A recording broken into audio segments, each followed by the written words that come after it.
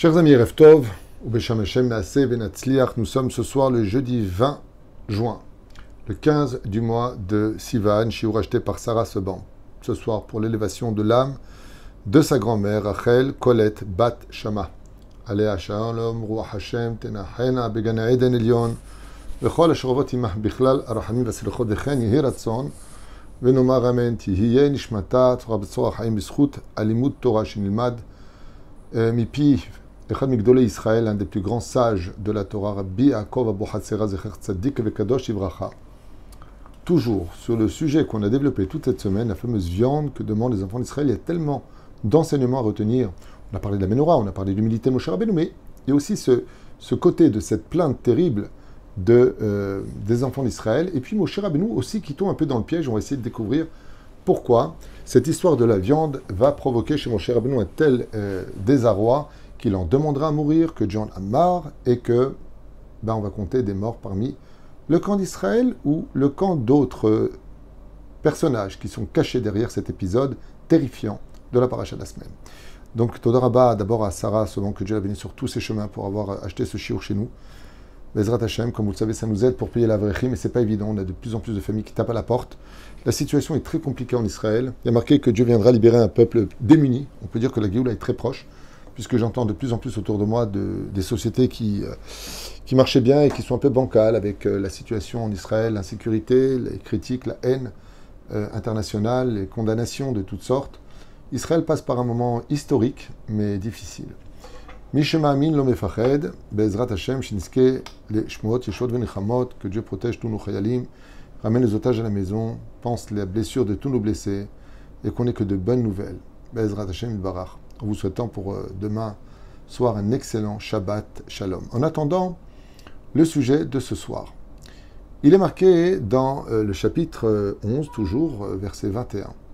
Donc la suite du cours précédent, que Vayomer Moshe, Shesh Meot Elef Raglé Ha'am. Donc on parle ici de ce principe qu'on a déjà expliqué, que les enfants d'Israël dans le désert demandent à manger de la viande. On a expliqué beaucoup de ta'amim, beaucoup de raisons. J'ai fait 7 ou 8 raisons pourquoi les enfants d'Israël demandent-ils à consommer de la viande. Et l'une d'entre elles, qui est la plus normale, c'est qu'on mange à 50% avec ses yeux et 50% avec sa bouche. C'est-à-dire que si je ne vois pas la nourriture que je mange, je ne risquerais de ne pas être rassasié.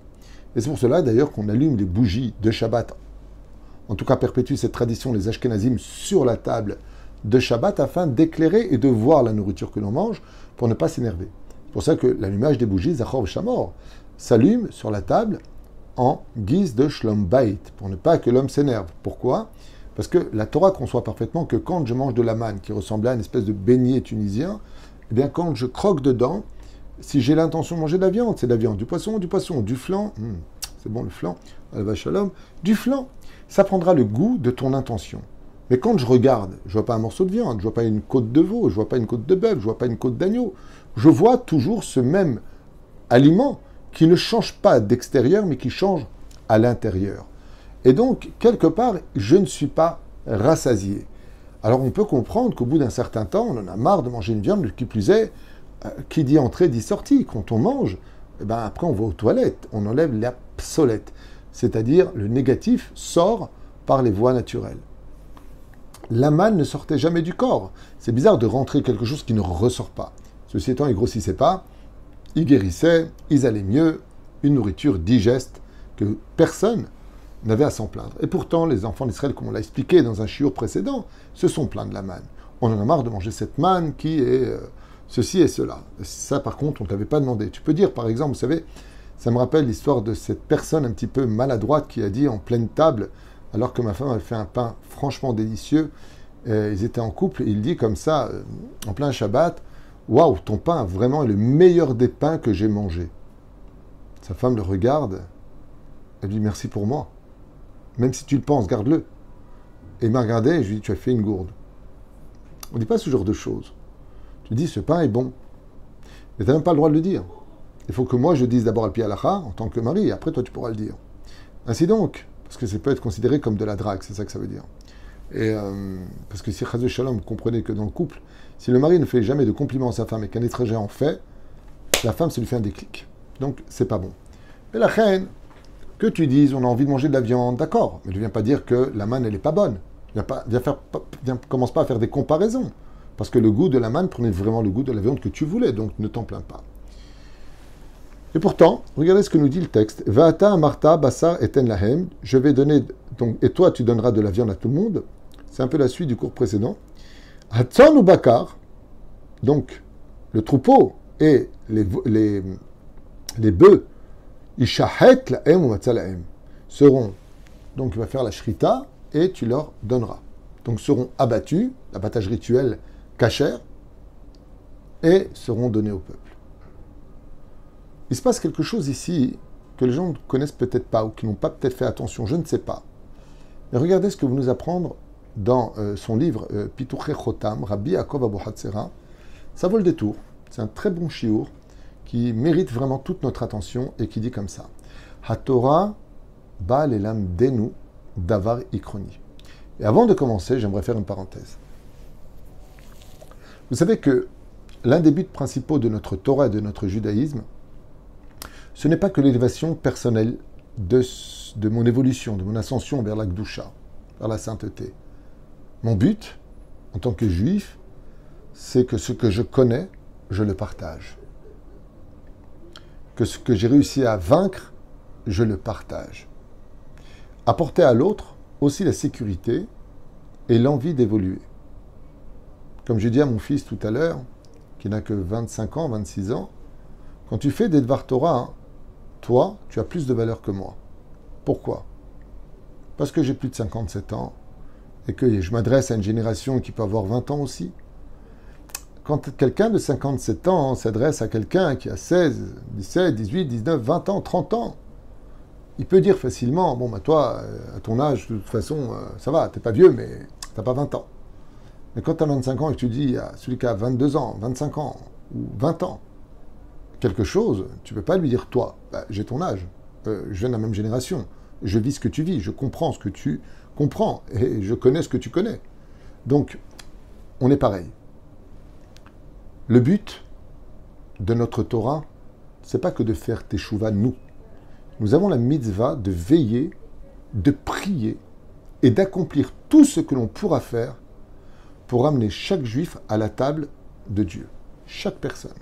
Bien sûr, sans le forcer, sans l'insulter, ou pire encore, sans le juger. Mais de veiller. On m'a posé une question pertinente tout à l'heure. Une femme m'écrit et me dit « J'ai des vêtements non pudiques que j'avais quand je n'étais pas religieuse.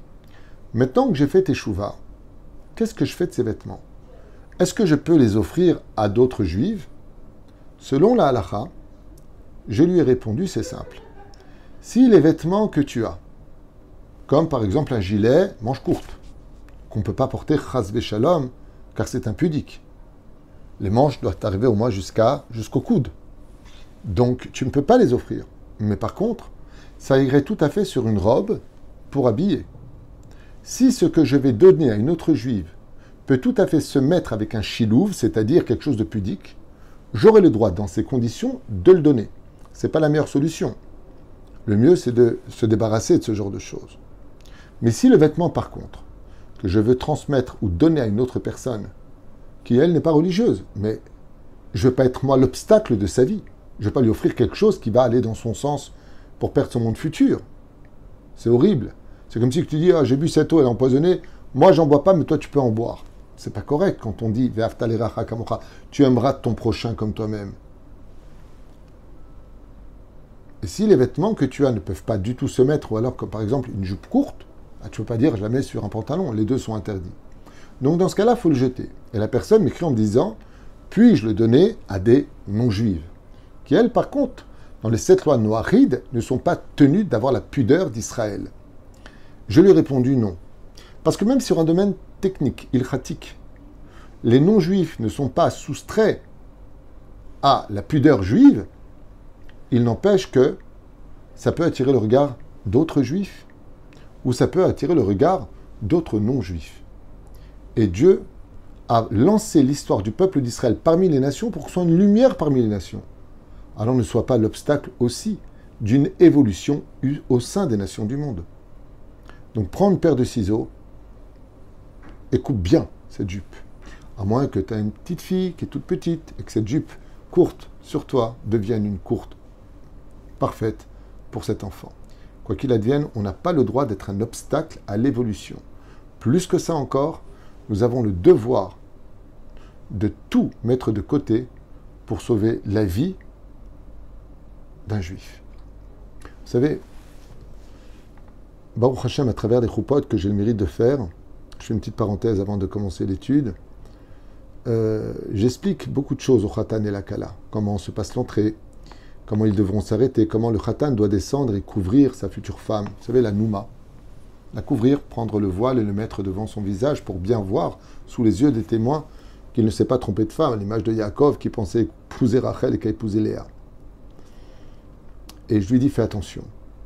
Les photographes, qui doivent justifier leur prix, vont te demander de lui faire un baiser, sur le front. N'oublie pas que si tu fais ça, la shrina remonte.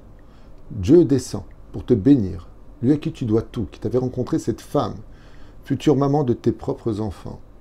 Ne commets pas de péché. Arrête, celui qui passe sous la roupa, on lui pardonne ses fautes. Et toi, tu l'embrasses sur le front alors qu'elle est encore nida pour toi, même si elle est passée au mikvé. Ne fais pas cette erreur. Mais remplace-le. Dis-lui à l'oreille quelque chose à laquelle elle ne s'attendait pas, qui la fera rire. Ça fera une plus belle photo. L'approche sera là, mais elle sera cachère, car tu ne l'as pas touchée. Ensuite, si tu reviens avec elle, parce que tu peux retourner sous la roupa tout seul, les parents l'emmènent jusqu'à la roupa, ou deuxième option, eh bien les parents avancent, elle prie le ciel, et toi tu viens la courir, et vous revenez ensemble. Et plusieurs fois, le Khatan me dit, je peux la prendre par la main quand je reviens? Je lui ai dit non. Cette femme t'est strictement interdite, tant qu'elle n'a pas la bague au doigt. Donc, tu ne la touches pas. Il m'a dit, qu'est-ce que je fais de mes mains? Je lui dis, tu salues tous tes amis, toute ta famille. Tu leur serres la main sur la route. Tu fais des gestes d'amour. Il m'a dit, c'est bien parce que c'est original. Je lui ai dit, oui, c'est mieux que de tenir une femme qui lui est interdite alors que la shrina remonte, alors qu'elle était descendue pour te bénir. Il n'y a pas besoin d'être religieux pour ça. Après, je reparle de la gravité de donner, avec la permission du Rav de la Rabbanout, qui vient les marier, parce que c'est le Rav qui décide de qui fait les brachot ou pas. Mais pour ça, il y a des halachot, il faut qu'il soit shomer Shabbat, et qu'il sache parfaitement lire l'hébreu, pour pas dire Barour Ata Hashem. Barour, c'est sûr que Dieu est clair, mais c'est pas ce qui a marqué, c'est Barour, il faut savoir le prononcer. Si tu sais pas, ne le fais pas. Il y a un doute sur la valeur de la bénédiction. Et la reine. Après, je dis au Khatan et la Kala, la gravité de faire danser les hommes et les femmes ensemble. Eh bien, j'ai été surpris à maintes reprises. Et comme je leur dis, je ne suis ni une ganénette, ni un flic. Vous ferez ce que vous voulez. Mais voilà ce qu'il faut faire. Et je lève les yeux quand il part vers le ciel en disant, Hachem, moi j'ai fait ce que j'avais à faire. Parce que je crois en la valeur de chaque juif. Et le couple de ce matin qui était là, me disent, eh bien, vous savez quoi, on va faire au moins une demi-heure de danse séparée. C'est pas génial, mais c'est mieux que rien. C'est mieux que rien. Parce que si l'ambiance pendant cette demi-heure va être accompagnée du pas et du rythme de toute la salle, il n'y aura pas de raison d'enlever cette séparation entre les hommes et les femmes. Cela va dépendre de toutes les personnes qui seront présentes. Parce que quand il y a le feu dans la danse, alors le Khatan et la Kala, ils ont peur. Ils ont peur d'une mauvaise ambiance, que les gens ne se lèvent pas, qu'ils ne dansent pas. Bon, viens, on le lève, c'est bon, ça me saoule. Non.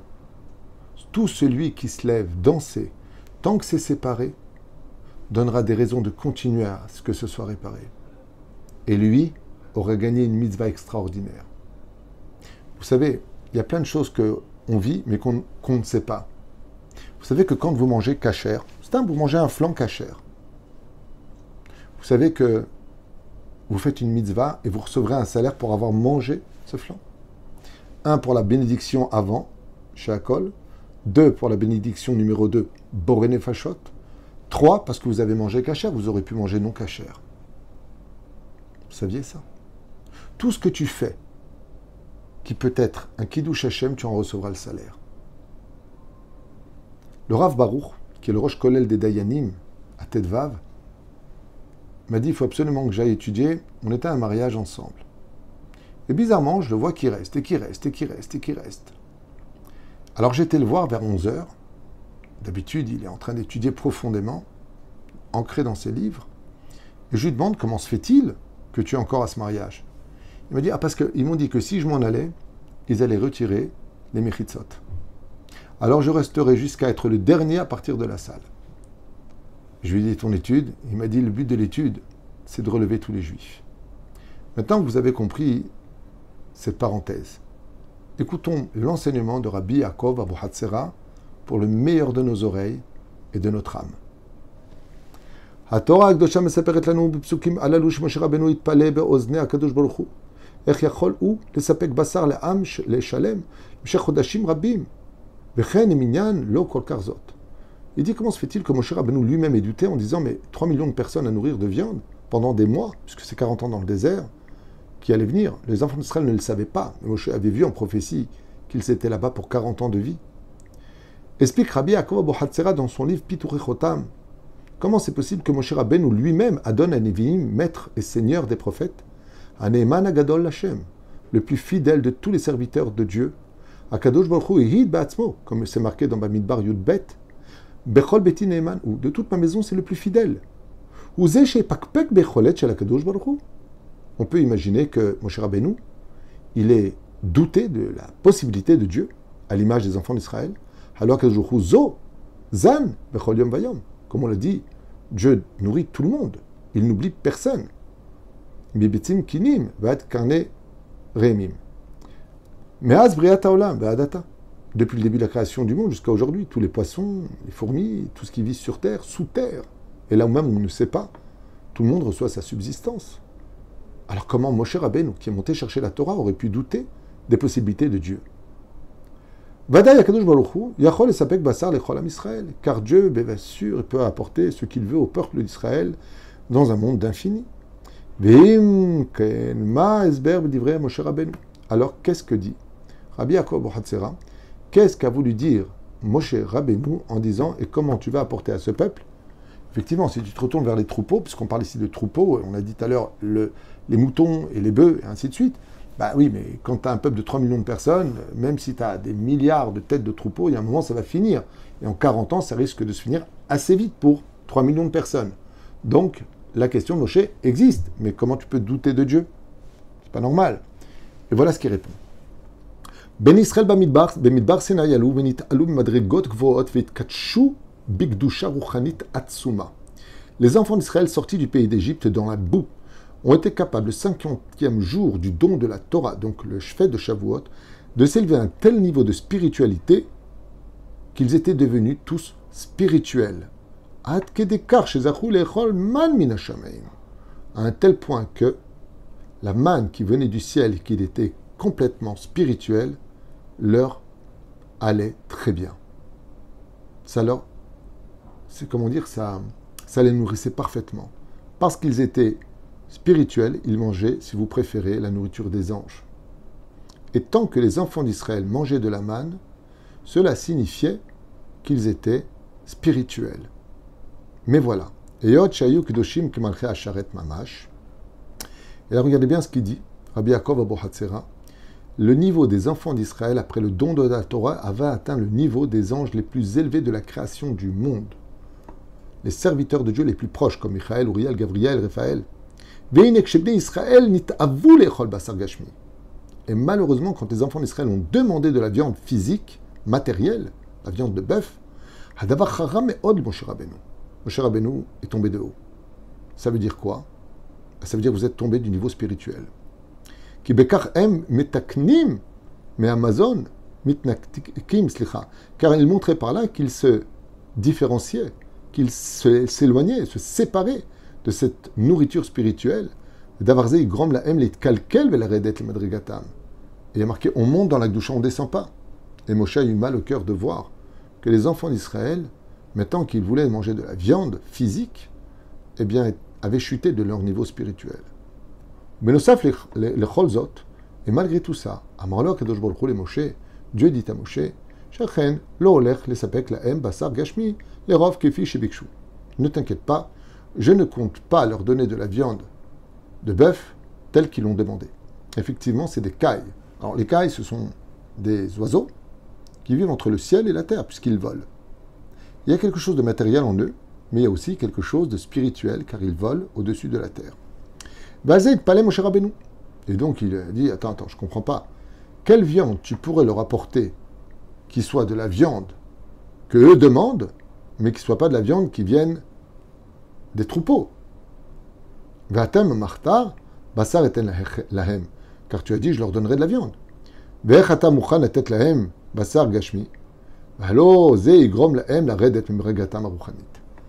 En réalité, Moshe Rabbeinu alav shalom, c'est pas que chazve shalom, il remet Dieu en question ou son pouvoir ou sa possibilité. C'est qu'il ne comprend pas comment Dieu accepterait l'idée, parce que les enfants d'Israël se plaignent, de leur donner de la viande matérielle. Arrête, on le dit dans la Torah, Lo ala lechem levado echia adam. Ce n'est pas sur la matérialité que tu vis, et la kol motzi mipiv, mais sur les bénédictions que tu dis sur la nourriture, tu nourris ton âme. Et Moshe est très étonné de voir que Dieu lui dit, oui, je vais leur donner de la viande. Ça veut dire quoi? Tu vas aider les enfants d'Israël à descendre, ce qui va contre tout le principe qu'on expliquait avant. On ne doit jamais être un obstacle pour un juif. Jamais. Jamais, jamais, jamais. Vous savez, je ne sais pas quand est-ce que c'était, il y a quelques jours, quelqu'un m'a appelé et m'a dit, voilà, j'ai des invités qui viennent, j'organise quelque chose pour mon travail, et j'ai des invités qui viennent, et je pense que parmi eux, il y aura quelques juifs. Mais je ne sais pas qui sera juif ou qui ne le sera pas. À part le vin qui n'est pas cachère et le lait, la viande que je n'ai pas le droit de tirer profit, que je ne peux pas verser à des non-juifs ou donner à des non-juifs, car j'en retire un profit.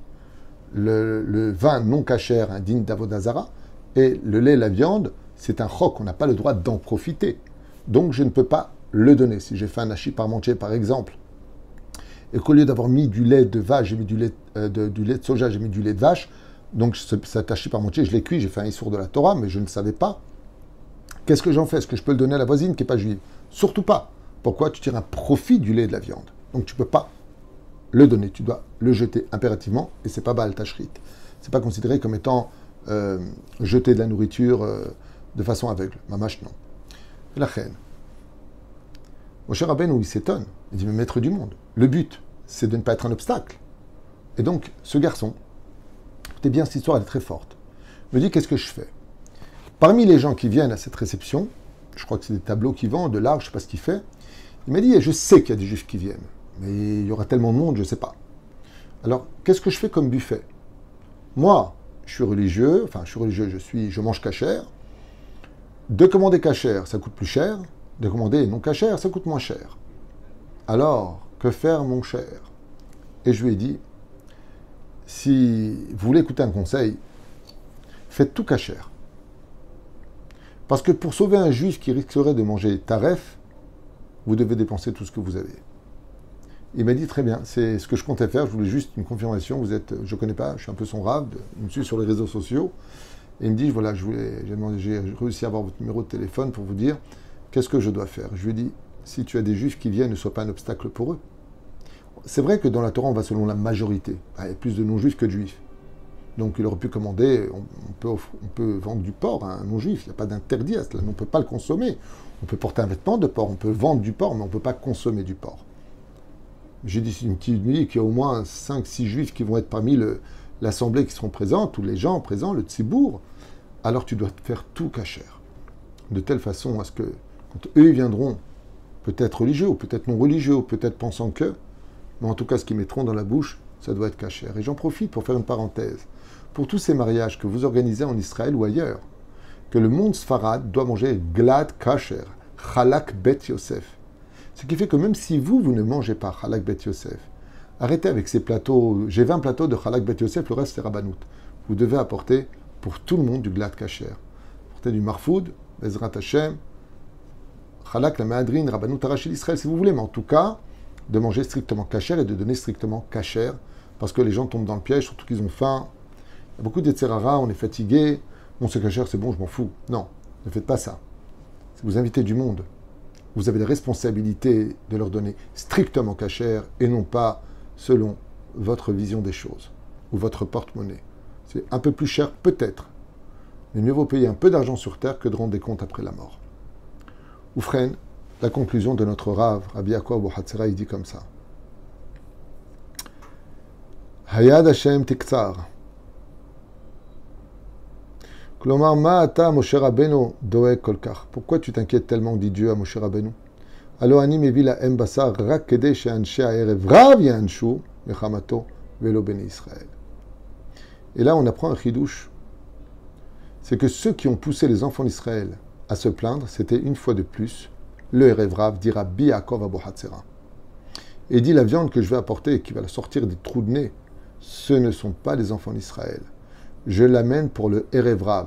Ces non-juifs qui sont passés pour des juifs et qui sont là pour détruire l'identité d'Israël. Ou Mikan Ilmad. Et la conclusion, écoutez bien, une petite phrase qui valait le détour, que cette paracha et cette parenthèse de la Torah vient nous apprendre Kama Kedushatam Shel Israël Haïta Chashuva le Moshe Rabbeinu. Pour que Moshe dise, je préfère mourir que de voir que les enfants d'Israël descendent de niveau, cela vient nous faire comprendre qu'on doit aller jusqu'à donner sa vie pour relever les niveaux des enfants d'Israël. Anun Ishtadel Ishmor al Kedushatenu, et que cet enseignement vient nous apprendre que si par exemple demain tu ouvres une kita, une classe, pour apprendre l'hébreu d'Ulpan, ou pour faire ce que tu as à faire, peu importe. Tu as un prof qui est garçon, ou tu as un prof qui est femme. Si c'est des garçons, envoie un garçon. Si c'est une femme, envoie une mora, une femme. Évite tout ce que tu peux. Sois présent sur tous les chemins de tout ce qui pourra élever le peuple d'Israël et sois toujours absent. Sois toujours très loin de tout ce qui pourrait faire tomber le peuple d'Israël. Et Moshe ne demande pas la mort parce qu'il ne supporte plus simplement. Ce qu'il ne supporte pas, c'est d'imaginer que lui n'a pas réussi à emmener le peuple à garder ce niveau de spiritualité qui aujourd'hui demande à manger de la viande parce qu'ils en ont envie. Ce cours est très important parce qu'il nous concerne tous aujourd'hui. Comme j'aimerais vous dire ouvertement, vous savez, ce qui m'épate le plus, c'est que quand on organise, vous savez, des mariages et autres, alors on invite les cousins, mais les religieux, si vraiment tu aimes ton cousin qui s'efforce d'être Shomer Shabbat, qui s'efforce de garder ses yeux, qui s'efforce de pas aller à la plage, arrête de lui dire, viens à la plage, ah, ça va, tu me saoules, viens au mariage, ah, ça va, t'es capable de regarder. Arrête d'être un obstacle. Parce que non seulement tu paieras la faute de l'avoir fait tomber, mais s'il tombe vraiment maintenant, tu en as la responsabilité. Alors ne t'étonne pas plus tard de dire, mais qu'est-ce que j'ai fait à Dieu pour que ça se passe si mal dans ma vie? Ne sois jamais le caillou qui se trouve sur le chemin de quelqu'un qui marchait droit, pour le faire boiter, ou pire encore, le faire tomber. Signé Rabbi Yaakov Abu Hatzera, Zecher Tzadik ve Kadosh Ivracha, pour chaque juif qui veut bien l'entendre, au sein du peuple d'Israël, pour l'élévation de l'âme de Rachel, Kolet Bat Shama, pour l'élévation de son âme, et non pas pour la chute de son âme. Élever une âme, il ne faut pas attendre qu'elle meure pour penser enfin à l'élever vers son Créateur. Vivant, on brille encore beaucoup plus que notre mort, car après notre mort, c'est une flamme qui nous représente, tandis que de notre vivant, nous sommes la flamme de l'espérance. Kol Tuv et Shabbat Shalom Vorach.